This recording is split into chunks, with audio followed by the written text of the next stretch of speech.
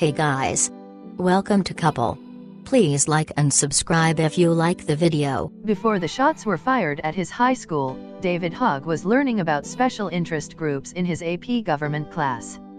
Those groups, like the National Rifle Association, were something he'd heard about while watching shows like HBO's Last Week Tonight with John Oliver and CBS 60 Minutes. In the aftermath of America's worst mass shooting at a high school, Hogg and many of his classmates have put those lessons to work.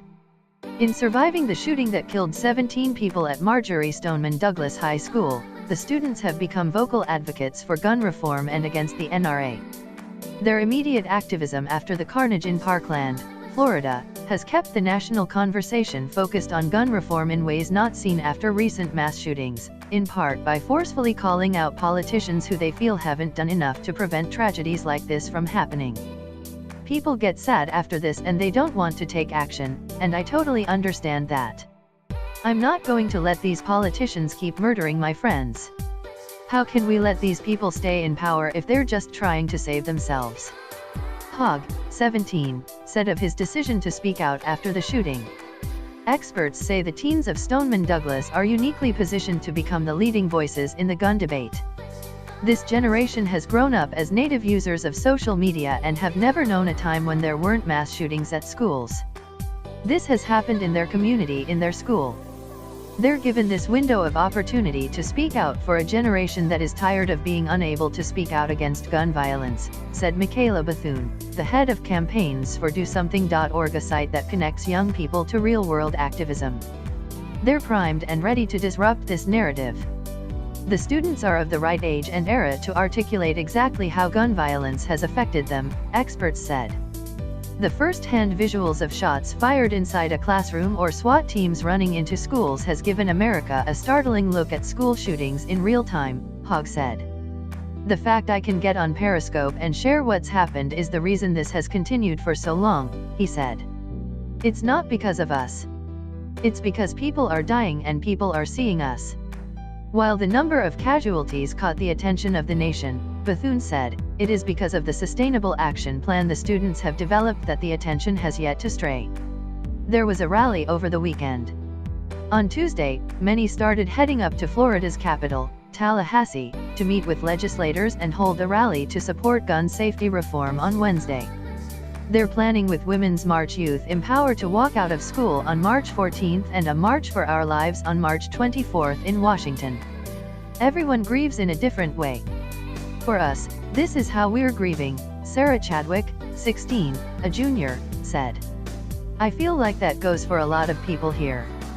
The desire to organize and speak out is also an effective way for the teens to work through their trauma, according to Dr. Daniel Schechter, Director of Stress, Trauma, and Resilience in the Department of Child and Adolescent Psychiatry at New York University Langone Health.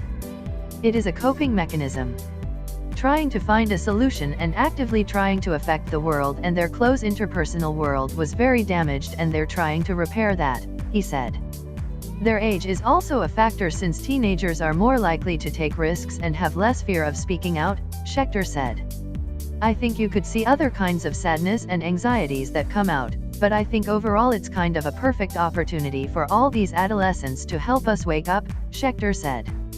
I think they will not regret this. Sophie Whitney, 18, a senior, said, we are experiencing support that we never could have imagined in a million years. People from all over world backing us up, and it's surreal. Actor George Clooney and his human rights lawyer wife, Amal, said Tuesday they will donate $500,000 to help pay for the march. Amal and I are so inspired by the courage and eloquence of these young men and women from Stoneman Douglas High School, George Clooney said in a statement, adding, our family will be there on March 24th to stand side by side with this incredible generation of young people from all over the country.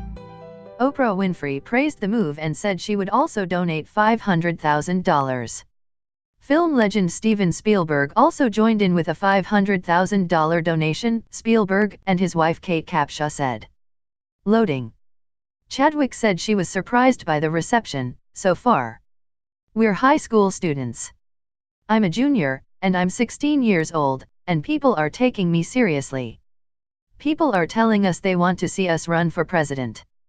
"It's heartwarming to see us get this kind of support," she said. "We're teenagers putting this together. We're teens, and it shows you the impact young people can have." The students' response to the tragedy inspired some poorly thought-out responses from an aide of a Florida state lawmaker. State Representative Sean Harrison said he placed his aide on leave after the aide, Benjamin Kelly, in an email to a reporter from the Tampa Bay Times falsely claimed some of the students were actors, the newspaper reported. Harrison later said the Kelly, his district secretary, was fired. Loading. "I am appalled at and strongly denounce his comments about the Parkland students. I am again sorry for any pain this has caused the grieving families of this tragedy," Harrison tweeted.